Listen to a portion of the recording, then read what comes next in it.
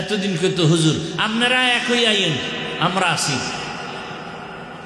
এইবার সান্দুরা যাবা কই? আমরা তো মোটামুটি এক লাইনে আসতেছি। এইবার যাবা কো? কোমরে গামছা বেঁধে নামতেছি। এরপরে যদি শিয়ালের হাতে মুরগি দাও, জুতার কপাল গলায় জুতার মালা লাগাবে, জুতার মালা।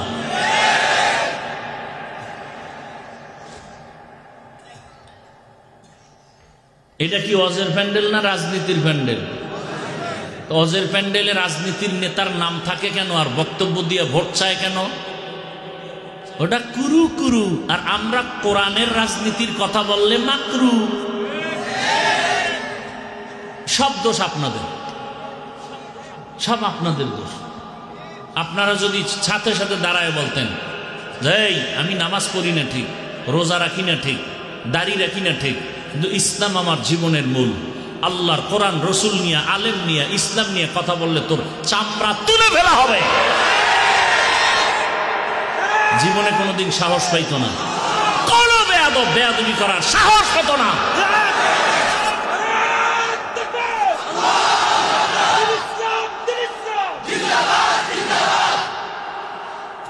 হুজুর রাজনীতি করেন কেন? রাজনীতি তোমার আব্বার টাকার কেনা সম্পদ। আমরা তো পচা রাজনীতির কথা বলি না, ইসলামের কথা বলি। আমি কোন দলের পক্ষে বলছি? আওয়ামী লীগ করবা না, বিএনপি করবা না বলছি?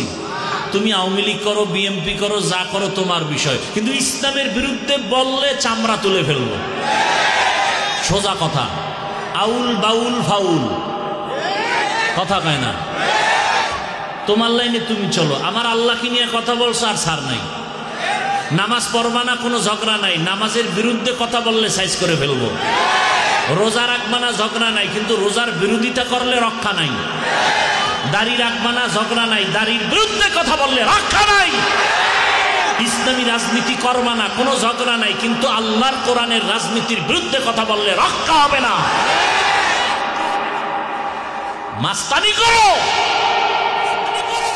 20 বছর ডাউলের পানি খেয়ে কোরআন হাদিস পড়েছি, 24টা ঘন্টা।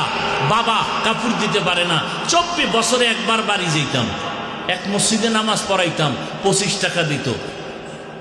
কয় টাকা? এইভাবে কষ্ট করে 24 ঘন্টা, কয় বছর? 20 বছর ডাউলের পানি খাইয়া কোরআন হাদিস, কোরআন হাদিস, কোরআন হাদিস, কোরআন হাদিস পড়তে পড়তে পড়তে পড়তে পড়তে পড়তে কয়টা আয়াত, কয়টা অক্ষর, কয়টা লফজ, কয়টা শব্দ, কয়টা সূরা আছে, কয়টা জের আছে, কয়টা জবর আছে, কয়টা নক্তা আছে, নামাজের আয়াত আছে কয়টা, রোজার আয়াত কয়টা, পরিবারের আয়াত কয়টা, রাষ্ট্রনীতির আয়াত কয়টা, অর্থনীতির আয়াত কয়টা, জাকাতের আয়াত কয়টা, এগুলোর তাফসির কি, ব্যাখ্যা কি, মাসআলা কি, পড়তে পড়তে জীবন শেষ। আর বদমাশ বেয়াদব সুদখোর যদি বলে বয়ানটা এমন করেন, ওর চামড়া তুলে ফেলা দরকার। কই যখন কোনো বেয়াদব আলেমকে বলে আপনারা দাঁড়ায় গেলেই তো হয়, যে আমি নামাজ পড়ি না, আমি বিড়ি টানি ঠিক, কিন্তু ইসলাম আমার জীবনের মূল। আমি নামাজ না পড়লেও কিন্তু নামাজের অপমান করবি বরদাস্ত করব না। আমি দাড়ি রাখি না ঠিক, আমি আলেমদের কথা ঠিক মতো মানি না ঠিক, কিন্তু আলেমকে অপমান করলে তোর কল্লা ছিঁড়ে ফেলবো। একটা হুঙ্কার দিলে কোনো বেয়াদব সাহস পাইতো? আপনারা বয়ে বয়ে মোয়া খান, আলেমরে উল্টা পাল্টা খায়, আপনারা বসে বসে মোয়া চাবান, মজা লন মজা।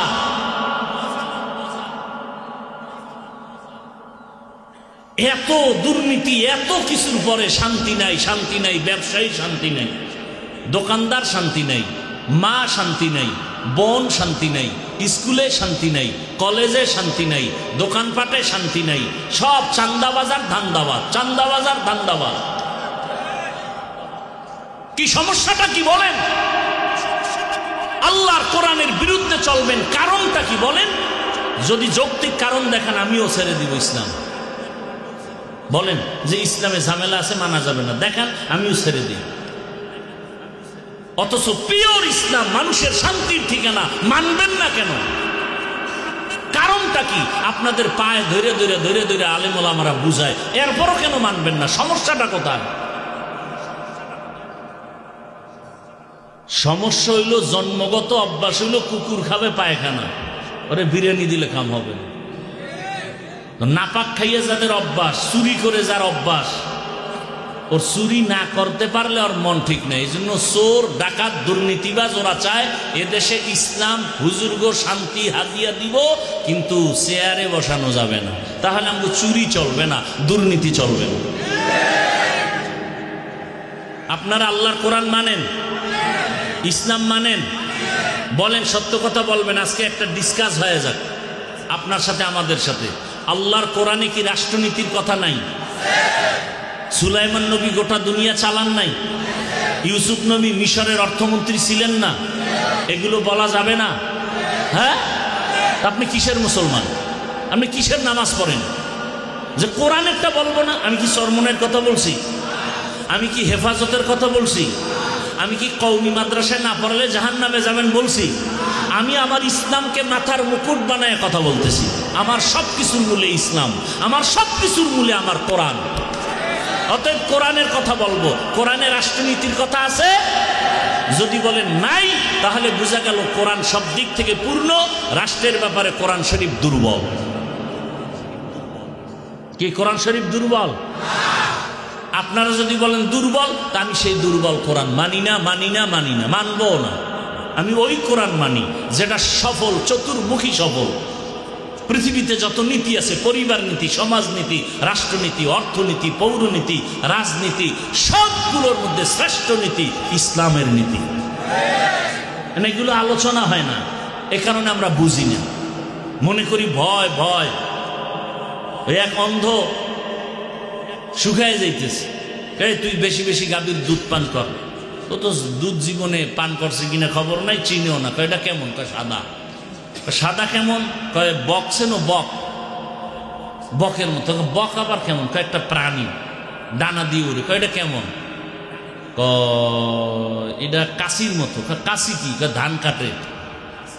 ও, এটা কেমন? তো ওই হাতটার এরকম বাঁকা করে দেখাইতেছে, ধর ধর, এই যে দেখ দেখ, এই যে পুরো বাঁকা এরকম। অন্ধকার আস্তাগফিরুল্লাহ, এত বড় এটা আমার মুখে ঢুকবে? মাপসায় আমি মইরা যেমন না খাই, তারপরে আমার এই দুধ লাগবে না।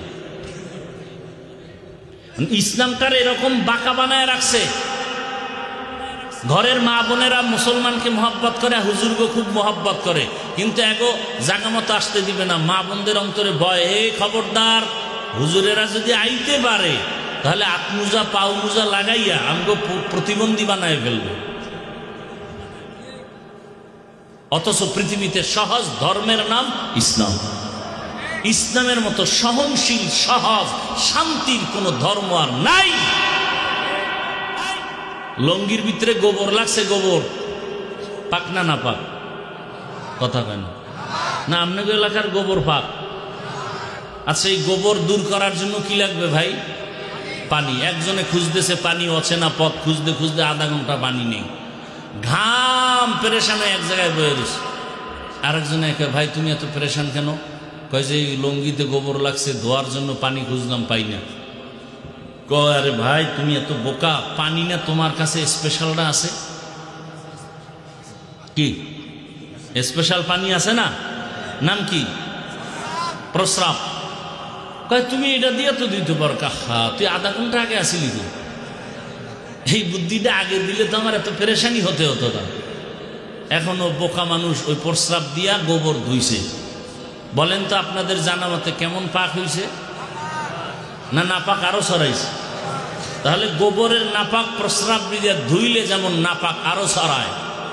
চরিত্রহীন, লম্পট, চান্দাবাজ, ধান্দাবাজ, সুদখোর, ঘুষখোর, ধর্ষক, এদেরকে যদি বলেন আমার এই এলাকার দায়িত্ব দিলাম, পাক করে দাও, এই এলাকা আরো নাপাক হয়ে যাবে।